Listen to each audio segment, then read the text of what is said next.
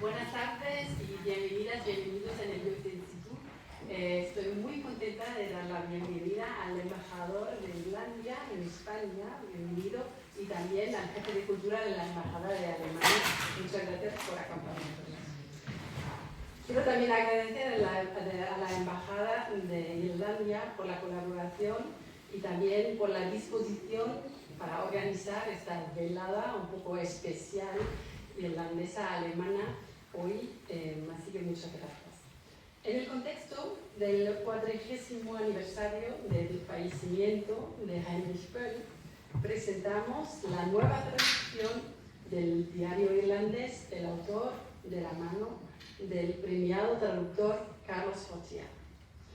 Este libro está publicado por Nota al Margen, a quien también quiero agradecer la colaboración justamente en este mes de este año. El escritor alemán-irlandés Hugo Hamilton, herzlich willkommen, que firma también el prólogo de esta nueva edición, y Itziar Hernández Rodilla, bienvenida, Itziar, experta en traducción literaria del inglés, alemán y español, nos presentarán el libro y van a debatir sobre la obra, el autor y la necesidad de estas voces de intelectuales comprometidos y profundamente humanos que a lo mejor hoy en día necesitamos más que nunca. La charla estará acompañada por música tradicional irlandesa y también os invito a tomar un vino español después de la charla en nuestra cafetería. Ahora cedo la palabra al embajador de Islandia en España, el señor Brian Glynn, y luego a Paula Correa Maroto de la editorial Nota al Margen. Muchas gracias.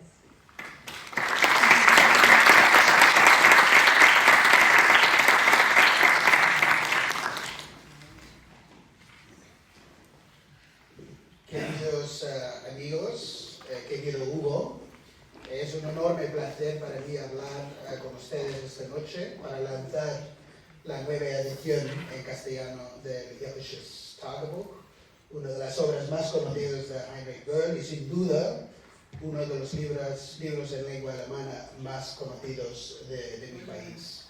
Y esta noche, de hecho, es un encuentro hispano-alemano-irlandés. Y Hugo es un conocido, un amigo de hace tiempo. Él en su vida tenía un mundo interesante en que en su casa se hablaba alemán y gaélico y fuera en la calle se hablaba inglés. Entonces esto para mí es una oportunidad de elogiar lo que es hablar idiomas, hablar muchos idiomas. Y aquí en la casa del aprendizaje del idioma bonito lírico alemán no podíamos estar mejor representado. Me impresionó mucho la frase atribuida a Herbert Fuchs sobre el libro, el Irlisches Tagebuch, que la Irlanda de Böll solo existe tal y como se refleja en el diario y se vislumbra entre líneas en ningún sitio más. Eso parece contrastar, es controvertido, contrastar con las palabras de Hugo, que dijo que esa Irlanda sigue siendo real y vivida. La realidad, la verdad, es que ambas afirmaciones son correctas. Böll, como visitante, es prisionero de su condición de extranjero, y los habitantes de Akel, prisioneros de un pasado narrado por un invasor que les obliga a medir sus palabras, buscando las justas para comunicar con forasteros. Böll narra una realidad falsa, pero con fuertes elementos reales, y los habitantes intentan esconder su realidad con palabras. Por eso me encanta la obra. Una obra que he intentado, estaba comentando, leer en alemán, pero siempre me derrotan las frases largas en alemán. Entonces, un alemán que escribe con frases cortas, sí lo voy a leer. Para quienes tengan interés en la literatura de esta época, les recomiendo la obra maestra de la literatura gaélica, que se llama Crane Killer, de 1949. Y eso fue solo traducido en inglés en 2015, porque es una obra muy difícil. Los personajes de esa obra, todos han muerto. Viven en un cementerio y siguen con las peleas, los odios y los amores que les caracterizaban en la vida. Y estos ocupantes de un terreno muy semejante a la isla de Aco, descrito por Byrne, son muy vivos a pesar de estar muertos. Y la realidad, entre comillas, de los habitantes del oeste de Irlanda se encuentra en algún lugar entre lo que cuenta Byrne y los muertos de esa obra de Crane Killer. Y espero que alguien, Itzia, se afronte al reto de traducir la obra en castellano. Concluyendo, muchísimas gracias al Goethe Institute por la organización de este evento y de la colaboración con nuestra embajada, que hagamos más cosas de este tipo. Felicidades al traductor Carlos Fortea por la nueva traducción y también a Hugo Hamilton por su colaboración en este proyecto. Un hombre que comprende mejor que nadie los secretos interculturales escondidos en el diario irlandés de Byrne. Que disfruten de la velada y muchísimas gracias.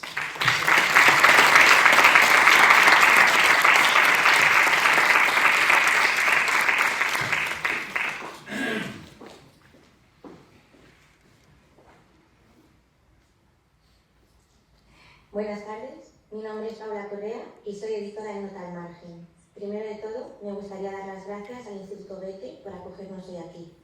Qué mejor lugar para conmemorar a Heinrich Böll que este, y qué mejor compañía que la nuestra. Muchísimas gracias a todos por acompañarnos en esta presentación del diario irlandés, por dedicar vuestro tiempo a la reflexión y, por supuesto, a la literatura. A menudo nos preguntan, y a veces nosotros también, ¿merece la pena arriesgar por una editorial? Es una pregunta compleja, tal vez algunos no lo sepáis, pero en el panorama literario español se publican alrededor de 250 libros al día. Prácticamente cada 6 minutos hay un libro nuevo. Esta cifra, que podría parecer esperanzadora, también refleja cierta vorágine, una producción tan acelerada que a veces eclipsa lo que debería ser esencial: el tiempo para leer, pensar y asimilar. En una época donde la rapidez parece dominar nuestras decisiones y nuestro día a día, detenerse a leer, centrar nuestra atención en un acto donde la inmediatez es imposible, puede parecer una práctica aislada, al margen. Sin embargo, aún hay personas que buscan precisamente eso: libros que les permitan resguardarse del caos exterior, saborear la lentitud de la lectura, no por su extensión física, sino por la riqueza de su contenido. Un ejemplo claro es Diario Irlandés. En sus páginas, la sencillez de sus gentes y de su cotidianidad se despliegan preciosas descripciones que crean imágenes muy concretas, donde la inmersión es inevitable y el deseo de experimentar de primera mano esas vivencias se vuelve necesario. Un país suspendido entre siglos, donde incluso los detalles más sencillos adquieren profundidad y significado. Me tomo la libertad de calcular cuántos libros se han publicado desde que publicamos Diario Irlandés. Nada menos que 3.250 libros. Que los aquí presentes lo conozcáis y que podamos compartir esta obra hoy aquí es motivo de alegría y orgullo. Porque cuando nació Nota al Margen, nuestra intención no era solo publicar, sino dar voz y visibilidad a quienes no tuvieron la oportunidad de ser escuchados o leídos. Así que cuando nos preguntan si merece la pena arriesgar por una editorial, la respuesta es clara: sí, definitivamente. Cada libro que encuentra un lector, o más bien, cada lector que encuentra su libro, es un recordatorio de que apostar por la literatura siempre merece la pena. Me gustaría ahora presentaros a Hugo Hamilton y a Itziar Hernández. Hugo Hamilton nació en 1953 en Dublín, en un entorno en el que convivían dos realidades culturales distintas. Hijo de un nacionalista irlandés que solo le permitió hablar el alemán y el irlandés como lenguas familiares, y de una alemana muy consciente de sus raíces y de la historia de su país, especialmente tras la Segunda Guerra Mundial.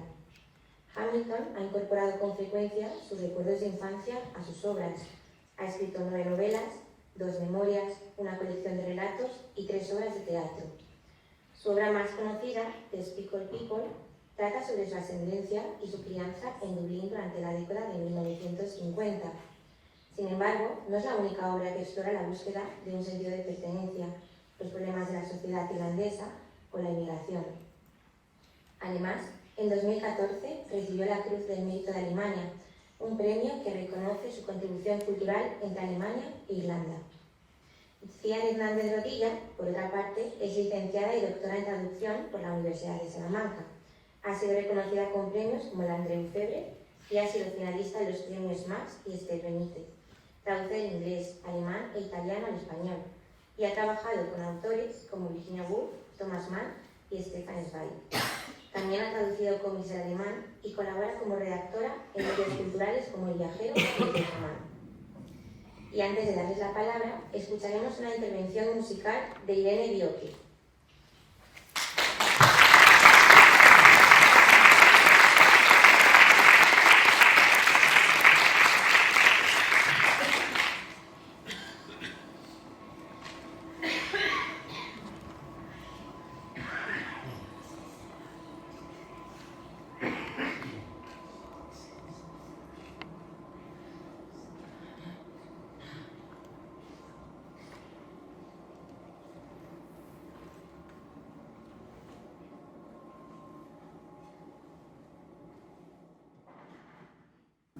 Buenas tardes, yo soy Irene Bioque y voy a tocar ahora, para empezar, 2 sets.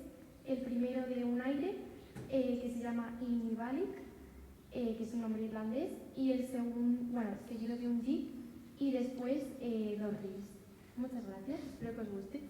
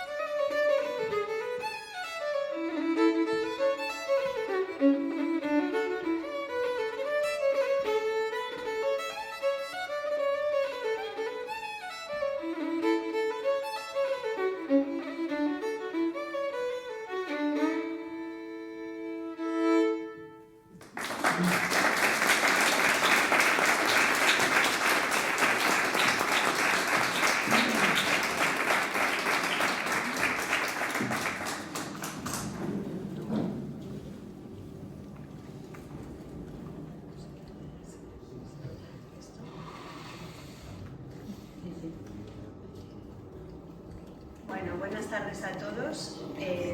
Muchísimas gracias por invitarme a estar aquí. Lo más claro de este libro, decía, es que es un libro de viajes. No es una guía de viajes, pero sí es, creo, para mí, un libro que presta una mirada al lector de cómo tiene que mirar a Irlanda. Y creo que una frase que la describe está en el capítulo 18 y dice: es una tierra de nadie entre sueño y recuerdo. Y bueno, mi pregunta era: ¿crees que verdaderamente este libro es esa mirada prestada al lector?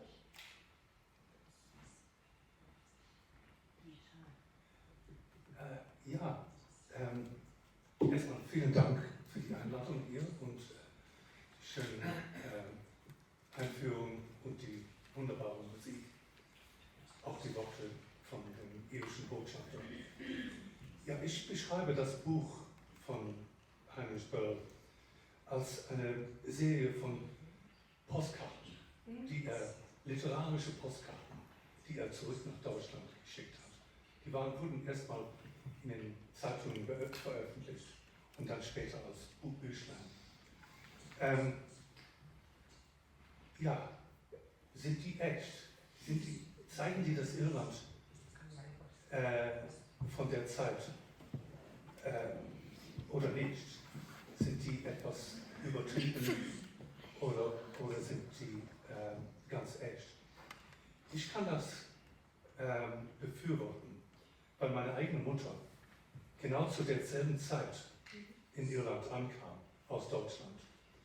Also als ich das Buch, ich glaube ich war 14 oder 15 Jahre alt, als ich das Buch gelesen habe, fand ich, dass das die Zeit von meiner Mutter oder die Erinnerungen von meiner Mutter genau so beschrieben haben. Etwas romantisch, aber auch ganz echt. Also etwas poetisch. Meine Mutter hat auch Irland auch in so poetischen Stories und Schilderungen beschrieben. Also sie hat das alles in ihrem Tagebuch auch so beschrieben, wie Heinrich Böll das gemacht hat. Und interessant ist auch, dass sie aus derselben Region kommt als Böll und in etwa dieselbe Ironie und Humor, den Humor aus dem Rheinland mit sich brachte. Und ich glaube, das hat dazu geholfen, wie er Irland gesehen hat.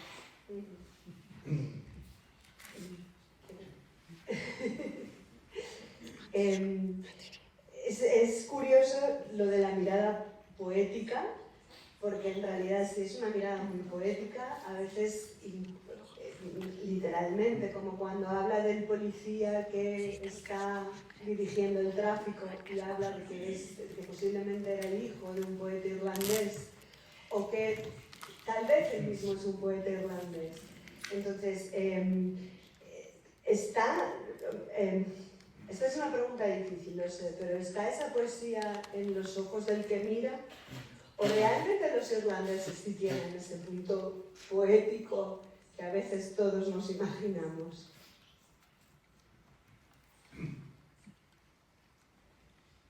Ja, ich glaube, diese poetische Seele haben schon viele andere Autoren, auch irische Autoren, beschrieben.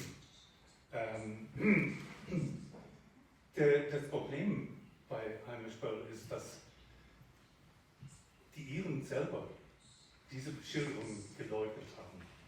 Also die wollten nicht davon wissen, dass die arm waren und dass Böll beschreibt Irland als eine zeitlose Gesellschaft, wo er beschreibt die Iren auch, wo Armut nichts Besonderes, keinen Einfluss hatte auf Irland. Dass die Iren eigentlich sehr zufrieden waren in der Armut. Also das wollten die Iren nicht hören. Also die Iren zu der Zeit, ich beschreibe das selber in meinen eigenen Büchern, wo ein Mann mit einer Schachtel Zigarette in der Tasche ein reicher Mann war, eigentlich. eigentlich, weil er hatte Geschichten zu erzählen und es ging ihm nichts an, oder ob er ein Auto hatte oder nicht. Aber die Iren wollten aber auch reich werden und etwas mehr Geld haben. Als das Buch veröffentlicht wurde, hassten die Iren das. Die nahmen das an als Beleidigung und wollten von der deutschen Botschaft eine, wie heißt es, eine Apology. Weil sie sich beleidigt fühlten, so zu beschrieben werden. Also ich glaube, das sagt uns, dass er eigentlich recht hatte, als er das uns so geschildert hatte, dass es eigentlich wehtat in Irland. Also, dass wir eigentlich so aussahen, wie er das beschrieben hat. Pueden, lo siento, tenemos que hacer este truco para que me entienda, pero para que me entiendas, entiendo que se pudiesen sentir, los irlandeses se pudiesen sentir insultados por esto, porque claro, no es lo mismo verlo desde fuera como algo poético que eso,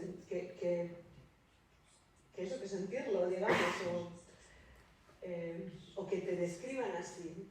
Pero creo que tiene mucha ternura también. Entiendo que los irlandeses no lo viesen, pero yo como lectora, o quizá con el tiempo, la distancia del tiempo también, creo que hay mucha ternura también en la descripción de esa pobreza. Creo que la forma en la que habla de los niños, por ejemplo, en la que habla de esa dignidad que tienen los irlandeses a pesar de lo que él ve como pobreza, creo que también es muy tierna esa visión, muy humana en ese sentido. Es quizá por el tiempo que ha pasado que podemos perdonarle o que lo vemos más tierno, o los irlandeses todavía siguen pensando que es un libro cruel con ellos.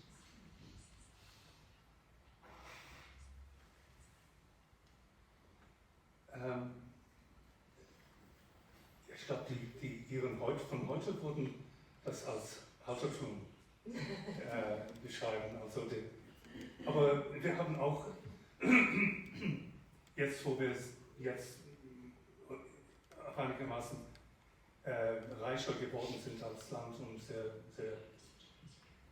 viel Erfolg haben in der Welt, haben wir vielleicht Heimweh in diese Zeiten. Also man kann das sehen, dass die irische Sprache jetzt zum Beispiel sehr geliebt wird, jetzt, wo es früher gehasst wurde.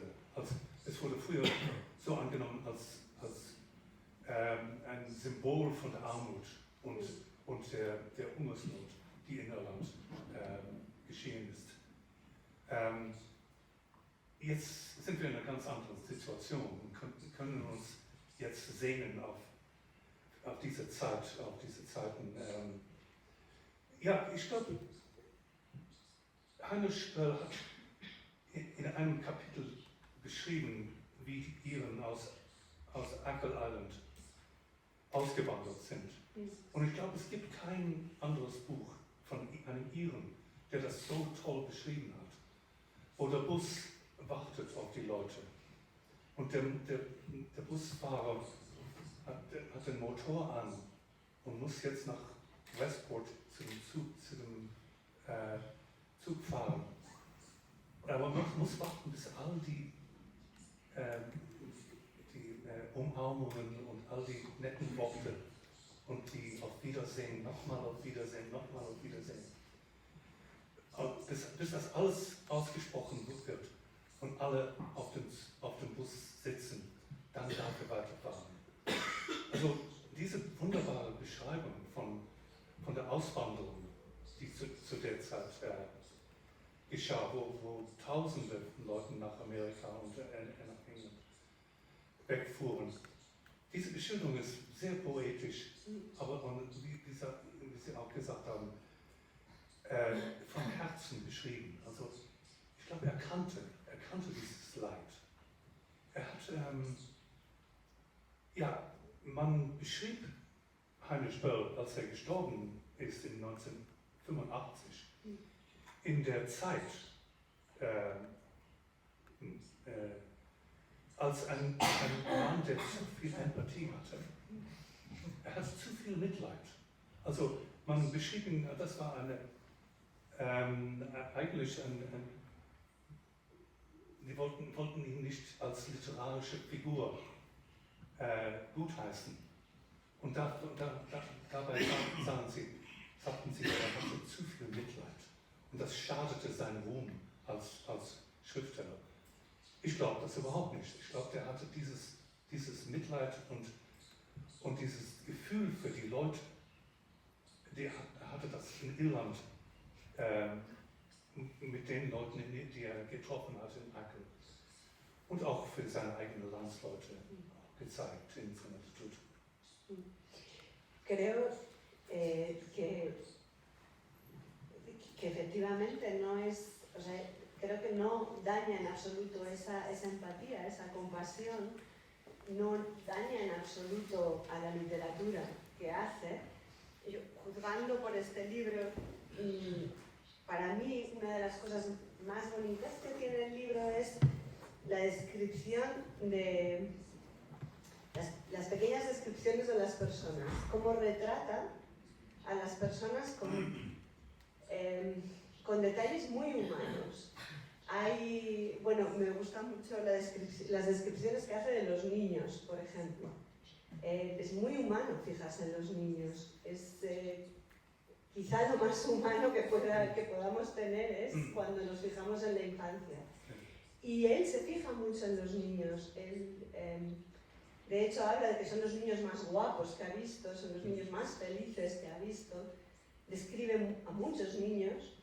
Y otra cosa que me gusta también es los pequeños detalles de la ropa de la gente. Los detalles en que se fija. Y algo que me llamó la atención mucho es los imperdibles. Cuando él habla del sacerdote que lleva imperdibles en la sotana, o cuando habla de quien ni siquiera tiene imperdibles. Y es algo que a mí me recordó, esta supervivencia del imperdible me recuerda a algo que dicen los argentinos, que es que si algo no funciona se ata con alambre, que es... Gracias. Gracias, pero es así, ¿no? No me equivoco. O sea, entonces, creo que esa... ya me he perdido. Ahora ya está perdido. Creo que los detalles, esa humanidad de los detalles, ¿no? Es algo que no se puede hacer si uno no tiene empatía. No sé si como autor tú tienes la misma sensación de que sin esa empatía de las pequeñas cosas, de los pequeños personajes, se puede hacer literatura. Yo sé si la pregunta está clara.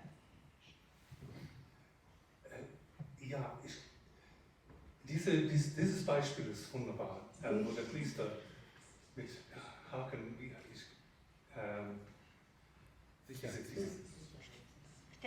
Stecknadel, ja, genau.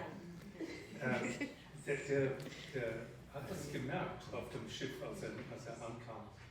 Und, aber er zieht daraus etwas mehr als einfach das zu bemerken.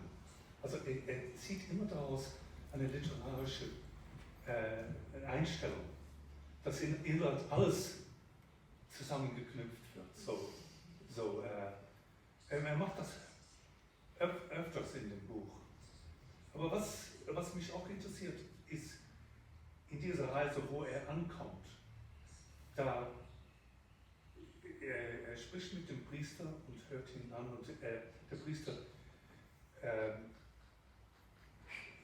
sagt zu allen Leuten, my child. Also dieses Wort my child, so wurden alle Leute in Irland von einem Priester angesprochen. Also wir waren alle Kinder Gottes und so weiter. Das hat er ganz echt hingekriegt in dem Buch.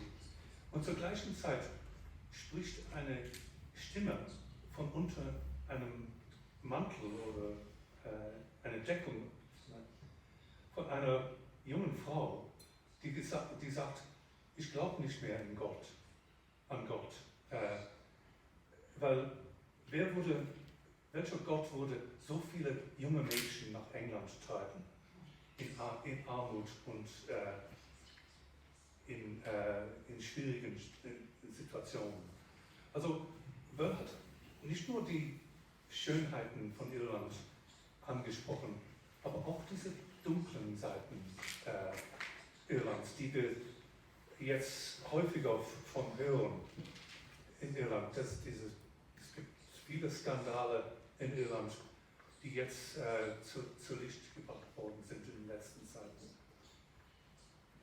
Er konnte das ganz einfach mit einer kleinen Schilderung von dieser Frau hinbringen. Also, vielleicht hat das auch dazu geführt, dass die Iren das nicht zu der Zeit annahmen, dieses Buch.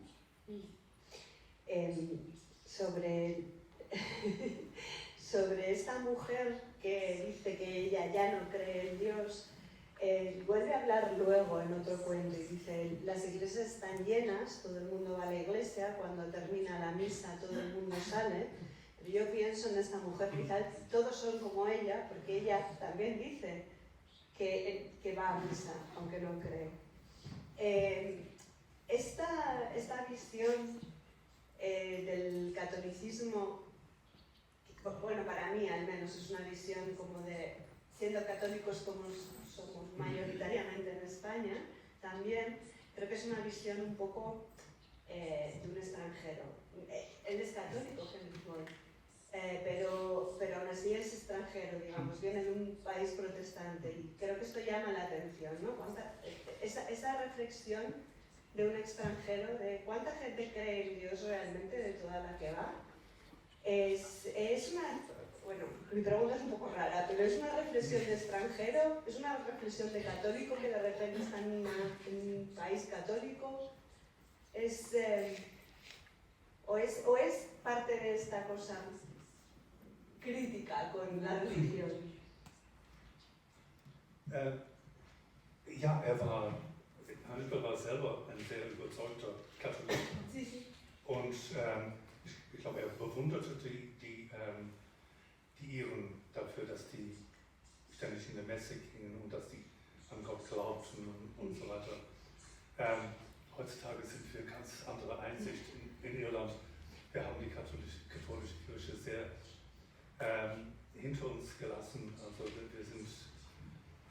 es gibt viele Leute, die mit viel Ärger auf diese Zeiten zurückblicken. Der Hannibal hat das wieder nochmal wunderbar hingekriegt in einer Szene, wo er das Kino beschreibt. Also die Leute warten alle im Kino auf die Vorstellung. Aber der Film darf nicht laufen, bis der Priester da ankommt. Und der Priester hat noch immer, der isst seine Mahlzeit, muss sein Apfeltart und alles Mögliche noch aufessen, bevor er in das Kino reinkommt. Es ist eine schöne Beschilderung von dieser Macht, die katholische Kirche hatte zu der Zeit. Die Iren hatten das einfach angenommen, dass der Priester musste da sein, also sonst konnte der Film nicht laufen. Er hat das auf einer poetischen Weise erzählt. Wir sahen das später als diese Bedrohung von der Kirche und die Macht der Kirche, die uns sehr lange in einer, wie man öfters in Irland sagt, eine Kultur unterdrückt hatte, wovon wir auch nur bis in den 80er Jahren uns befreit haben. Aber diese Beschilderung zeigt das Irland, in dem wir lebten zu der Zeit. Also, ich kann dafür das befürworten, weil ich selber in dieser katholischen Macht aufgebracht wurde. Es muy curioso cuando él, es muy curioso que precisamente cuando escribe 13 años después, que va a dejar de escribir de esa Irlanda que ya no existe, habla también de cómo la Iglesia pierde poder contra el PIL. Entonces, esta imagen que él tiene de los irlandeses van a dejar de tener tantos hijos, qué pena, no es quizá incluso más cruel con los irlandeses, o sea, no es quizá más ofensiva desde el punto de vista de no podéis ser tan poetas si no sois tan pobres, o es más bien también un reflejo de que de ese cambio, de ese cambio de la fe, digamos, o sea, de que la Iglesia pierde poder. No sé si... Ja, dieser Essay nach diesem Nachwort von Heinrich Böll nach 13 Jahren ist eigentlich sehr peinlich, weil es beschreibt die Pille als etwas Unwürdiges und als etwas Schreckliches, was aus London oder woanders nach Irland eingeführt wird. Und eigentlich für irische Leute und für irische Frauen erst recht ist diese Pille die Rettung aus der katholischen Macht und so weiter. Also in dem Sinn hat Heinrich Böll es ganz verkehrt eingeschätzt. Und das ist eine traurige Sache, dass er das nicht so gesehen hat als Befreiung für die Frauen, erst recht für die Frauen in Irland. Ich hätte das gestrichen, das Kapitel. Bis dahin geht das Buch ganz glänzend, weil es immer in diesem poetischen Bereich bleibt. Aber er war überzeugter Katholik. Er sah genau dasselbe in Deutschland. Er hätte die Pille in Deutschland auch nicht einführen lassen. Ja, das war sein Einblick in die Welt. Er liebte Kinder, er wollte so viele Kinder haben. Er hat selber ein Kind verloren als junger Mann, als er verheiratet war. Er sah vielleicht nicht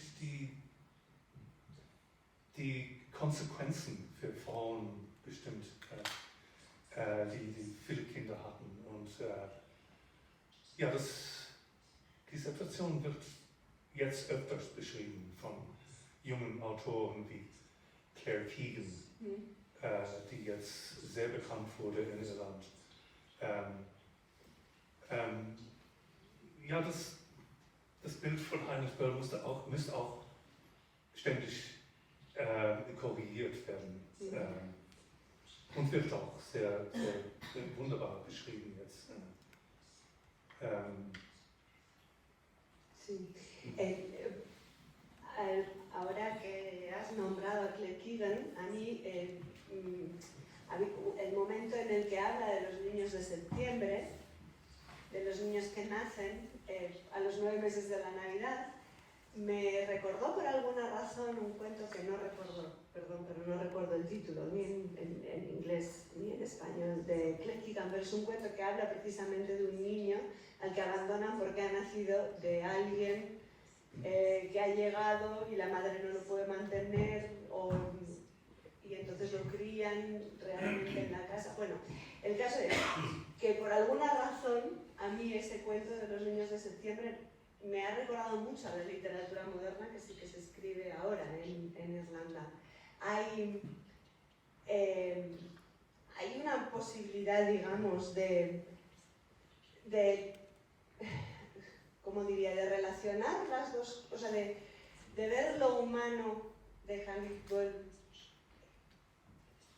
comparándolo con esta literatura moderna irlandesa, o realmente pierde esa humanidad porque vemos las cosas de una forma menos poética quizá con la literatura irlandesa actual.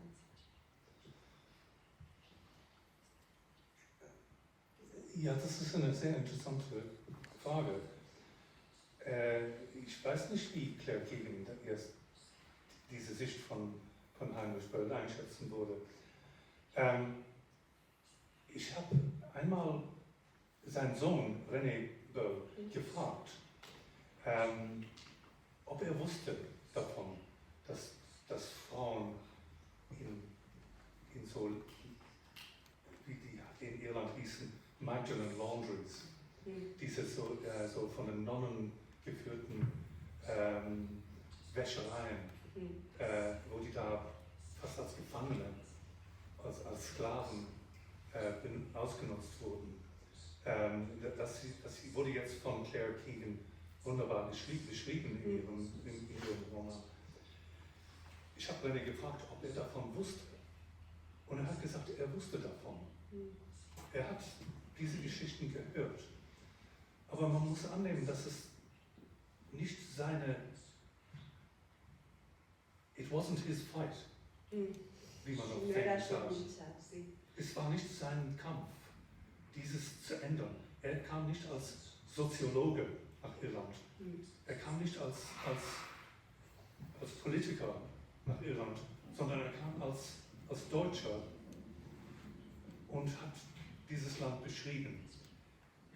Er hat es auch nicht beschrieben für Iren, sondern, wie ich vorher gesagt habe, als Postkarten nach Deutschland. Also das Buch wurde eigentlich beschrieben, also das Irland wurde für Deutsche beschrieben. Das hatten schon viele Literaten, wie Reich Ranicky hatte das schon viel früher gesagt, dass das eigentlich ein Buch für Deutschland war, nicht für Iren. Und er hatte nicht, Mut hatte Heinrich Böll viel von, aber die Leute eigentlich so zu attackieren, wegen dem, was da vorging, das fiel ihm schwer. Ich hatte das hin und wieder bemerkt in seinen Texten, aber es war nicht sein Kampf, so sagte mir René Böll. Y creo que en el... perdón, se me ha vuelto a ir la idea, voy a buscar porque tengo aquí señalado en el prólogo, dices sí, que en realidad quizá muchos alemanes, precisamente hablando de que es un libro para los alemanes el que él escribe, un libro sobre Irlanda para los alemanes, y que muchos alemanes van a Irlanda siguiendo este libro. Y dices en el prólogo que quizá lo que buscan, lo que él buscaba, lo que Heinrich Böll buscaba, era un lugar en el que un hogar roto se puede reconstruir, o se puede vivir con él, o se puede hacer acogedor. No recuerdo exactamente cuál es la palabra que usas, pero dices que él quizá encontró allí lo que no encontraba en Alemania, que es ese consuelo del hogar roto. Me ha gustado la descripción, pero me gustaría oírte un poco la explicación de cómo llegas a esta conclusión, o de cómo esta conclusión puede ser para los alemanes. Ja, zuerst mal muss man, es gibt ein Zitat vorne im Buch, wo Heinrich Böll die deutschen Leser auffordert, dieses Irland zu finden. Und wer es nicht findet, hat keinen Ersatz auf den Autor oder so irgendwas findet. es kamen dann Tausende, jedes Jahr Tausende Deutsche nach Irland, um dieses Irland die hatten das als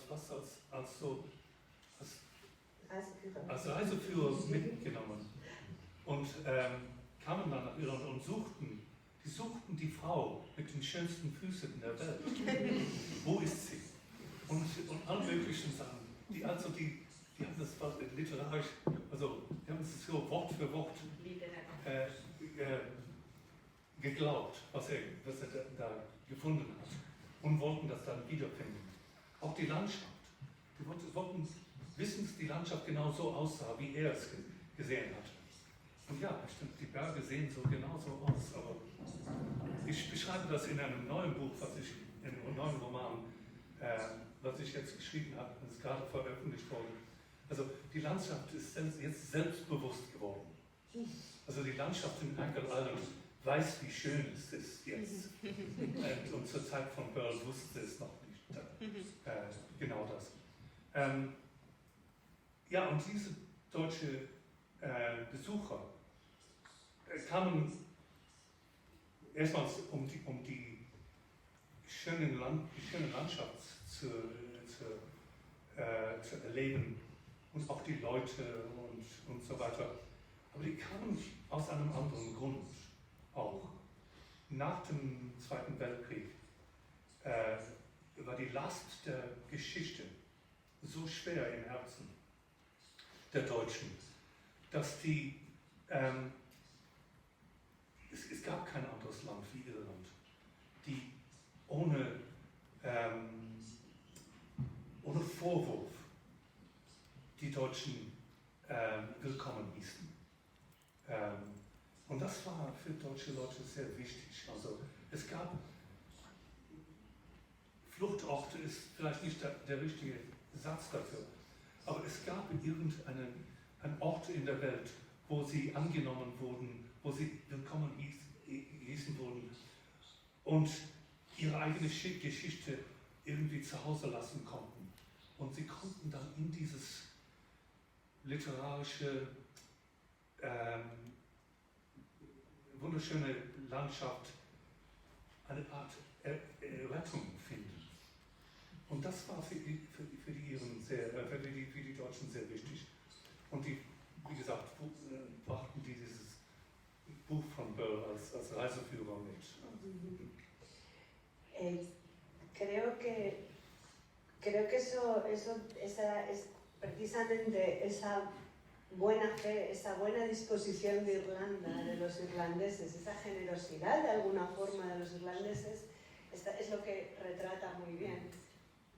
Aparte de otras cosas que quizá no les gustase tanto a los irlandeses, pero esta generosidad de acoger sin echar nada en cara, sin reírles. Bueno, ahora yo no sé ni hablar en español, estoy pensando en la palabra en todos los idiomas menos en español, pero bueno. Sí, eso, que quizá esa generosidad también está muy bien reflejada en este libro, ¿no? Que es por lo que debió de convencer a tantos alemanes para ir. No sé si podemos darle quizá al público la oportunidad de preguntar algo, si quieren. Ja, sicher, ich wollte da anknüpfen. Es gibt dieses wunderbare Kapitel im Buch, der Zahnarzt, der ambulante Zahnarzt. Es beschreibt eine Situation, diese Großzügigkeit der Iren wurde etwas übertrieben zu einiger Zeit, wo dieser Mann in dem Gasthaus, in dem Pub, sagt, ach ja, der Hitler, der war nicht so schlimm, also der hat es etwas übertrieben, der ist zu weit gegangen. Aber sonst war er nicht so schlecht. Also diese Szene hat meine Mutter auch erlebt, wo sie in Irland ankam. Da hat ein Mann in einem Haus plötzlich gesagt, ja, der Hitler, der hat gute Ideen, nur der ist etwas zu weit gegangen. Also, und der Heinrich Böll muss ihm dann diesen Zahn ziehen, diesen schlechten Zahn ziehen. Also das ist ganz offensichtlich eine Beschreibung von einer Szene, die nicht für einen Iren, warum belehrte diesen Iren auf der Westküste von Irland über Hitler. Nee, er belehrt seine eigenen Landsleute und er sagt seinen eigenen Landsleute, ihr könnt das nicht mehr sagen über Hitler und so weiter. Sí, Also es ist eine sehr wichtige Situation in diesem Buch. sí. Also er beschreibt wirklich das Irland für seine eigenen Landsleute. Sí. Efectivamente, hay un momento en el que dice que en realidad es un libro es un libro oculto sobre Alemania, ¿no? Algo así dice. Es un libro, en realidad este libro es sobre Alemania, dice, ¿no? Sí. Damos la oportunidad al público de que pregunten. Si alguien tiene alguna pregunta. Darf hier was sagen? Vorher wurde hier gesagt, dass, also ich bin laut gewesen. Also ich wollte mal fragen oder sagen, vorher wurde doch gesagt, dass Deutschland katholisch ist. Das stimmt nicht so ganz. Es gibt ja bestimmte Gebiete, nicht? Also Köln, wo tatsächlich Heinrich Böll geboren ist katholisch. Deshalb war er ja katholisch. Aber in Berlin, wo ich selber wohne, ist er protestantisch nicht. Trotzdem war das sagen, dass das Gebiet von Köln, dieses Gebiet ist ja tatsächlich katholisch. Ah, perdón.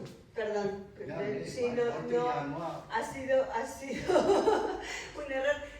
No pretendía decir que vivía en una ciudad protestante, me refería a un país en el que hay muchos protestantes. Ha sido un error por mi parte, lo siento. Köln ist katholisch und Sí, sí. Köln ist katholisch. Sí, cierto, totalmente cierto. Weiter nicht. No, por supuesto, sí, lo siento.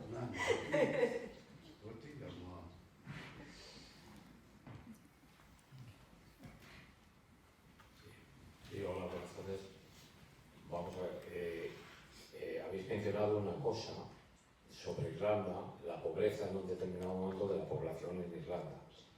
Y habéis mencionado también las dos religiones que había allí, sobre todo el poder de la Iglesia católica y también tenía poder la Iglesia evangélica.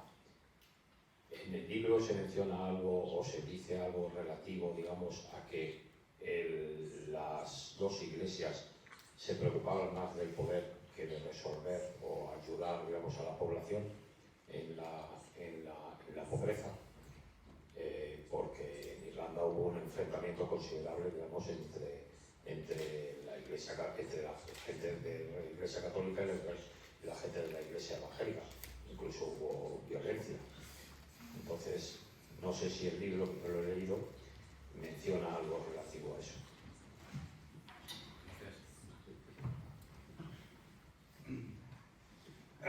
Ja, das ist interessant. Die Kirche hat sehr wenig dafür getan, die Leute aus der Armut zu bringen. Aber die Auseinandersetzungen zwischen den Protestanten und der katholischen Kirche, das eigentlich hat sich nur in Nordirland gezeigt. Also während den Troubles oder den Auseinandersetzungen zwischen den Protestanten und Katholiken auf den Straßen von Belfast und so weiter. Ja, was kann man sagen? Irland saß in dieser Armut für Jahrzehnte lang und vieles davon ist zu führen auf die katholische Kirche und die Auswanderung. Ich sehe das so, dass die Kirche in Irland die Macht erhalten hatte. Genau deswegen, weil so viele Leute ausgewandert sind. Also die Leute, die klugen Leute, die gegen die katholische Kirche gesprochen hätten, sind leider alles ausgewandert. Also die Dissidents, also wie sie auf Englisch nennen, die revolutionäre Leute, die sind leider alle verschwunden. Und es ist nur in den 80er Jahren, wo die Frauen in Irland diesen Aufstand und diesen revolutionäre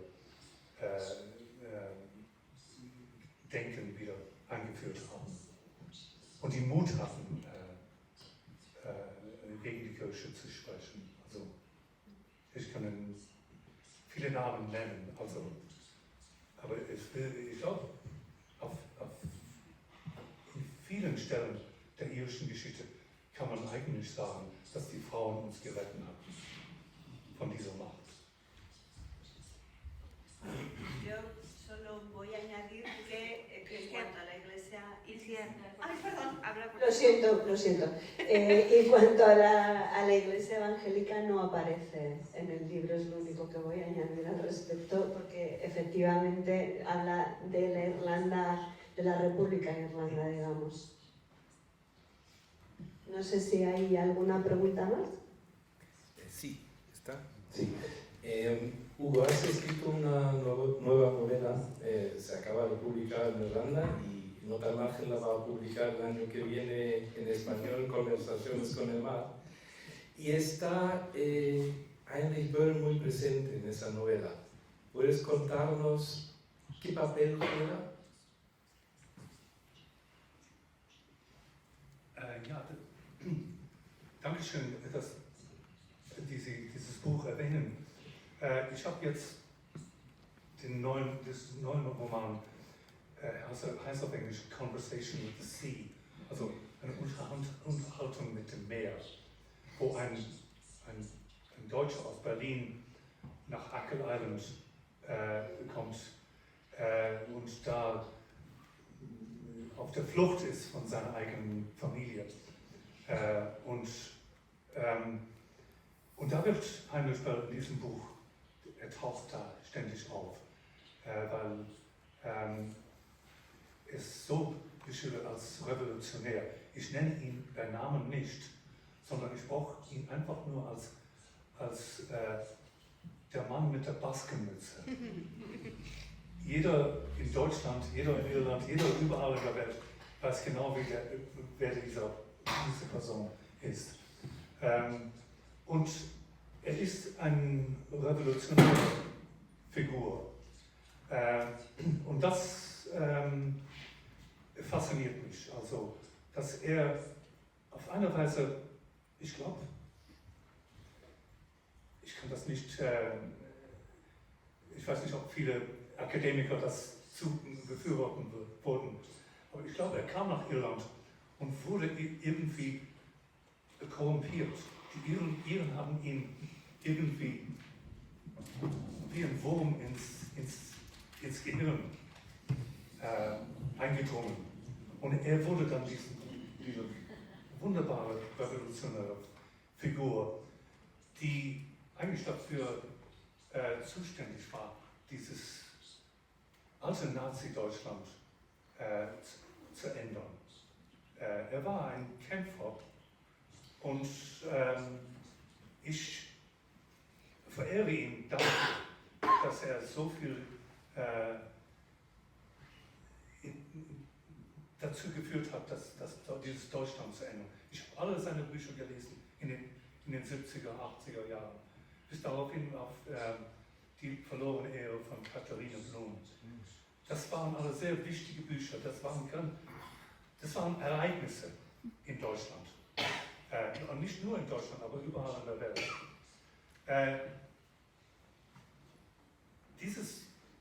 Diesen Heinrich Böll, den brauchen wir jetzt, genau zu diesem Zeitpunkt in Deutschland. Und deswegen habe ich ihn so viel in meinem Buch mit reingebracht. Sein Bild sieht man in Ackle Island. Er wird eigentlich in Ackle Island viel mehr verehrt, als er nirgendwo anders in Deutschland. Also er hat in Deutschland nicht dieselben Beziehungen zu Autoren, die wir in Irland haben. Man geht in einen Irish Pub rein, in Dublin oder irgendwo anders. Man sieht all die Autoren, Beckett und Joyce und so weiter. Es gibt keine Kneipe, die ich kenne in Deutschland, wo die deutschen Autoren die Bilder haben. Aber ich finde ihn eine sehr wichtige Person. Er wird nicht sehr viel gelesen jetzt, außer diesem wunderschönen irischen Tagebuch. aber er hat für mich eine sehr wichtige Rolle.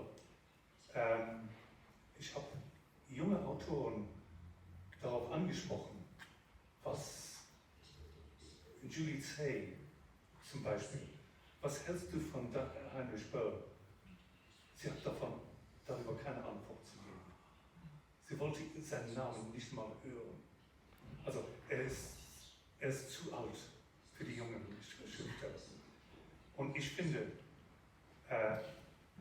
eigentlich brauchen wir jemanden mit seinem Mut heutzutage in Deutschland. Ich hätte noch mal eine Frage an den.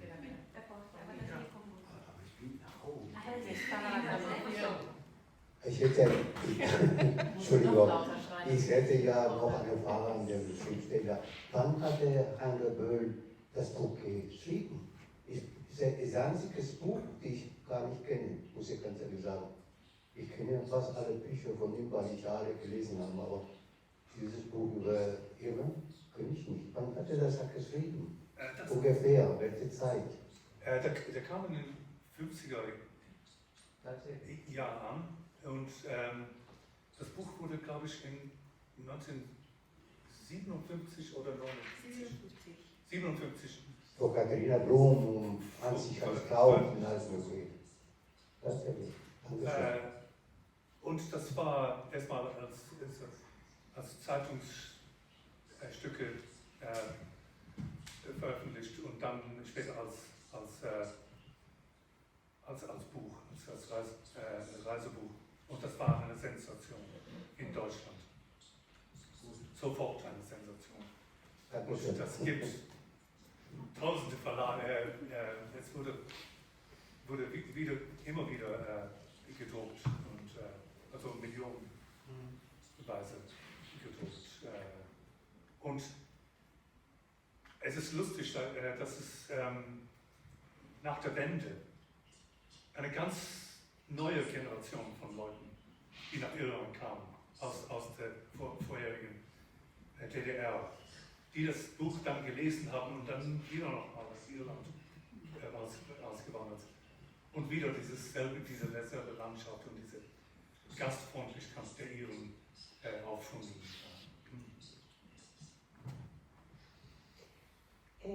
Bueno, no sé si hay alguna pregunta más, como habrá ocasión después de hablar, creo que ahora puedo dar paso ya al cierre musical de esta velada y veo que va a interpretar de nuevo unos temas para nosotros.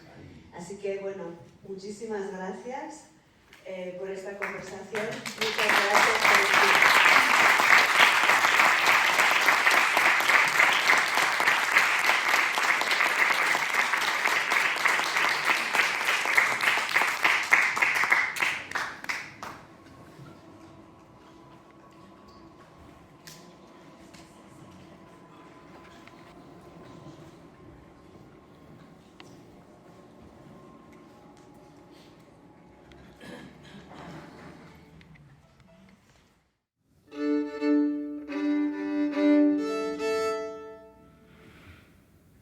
Ahora voy a tocar tres piezas, tres sets, empezando por unos reels. Espero que os gustéis.